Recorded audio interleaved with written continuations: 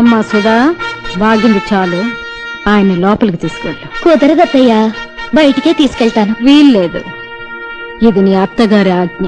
చాలా వీలుంది, ఇది మీ కోడలి గారి కోరిక. పిచ్చి పిచ్చిగా వాగావంటే పళ్ళు రాలిపోతాయి. పేద వేషాలు వేయకుండా నడు లోపలికి. ఏంటి తున్నపోతుల అడ్డంగా బలిసి తెగరెచ్చిపోతున్నావు? కొట్టానంటే దవడ పగిలిపోద్ది. నీ కొడుకులాగా నన్ను గుప్పెట్లో పెట్టుకుందాం అనుకున్నావా?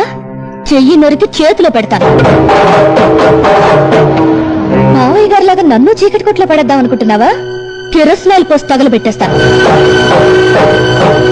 కళ్ళ పూలు, నుదుట బొట్టు, రంగురంగుల చీరలు, చేతి గాజులు, ఈవేళ నీకు ఇవన్నీ ఉన్నాయంటే దానికి కారణం ఈయన, నీ ఆయన. ఆయన్ని బయటికి తీసుకెళ్తానంటే పొద్దంటావా? చెప్పు తెగిపోద్ది. నేను తిట్టగలనా అత్తయ్య గారు?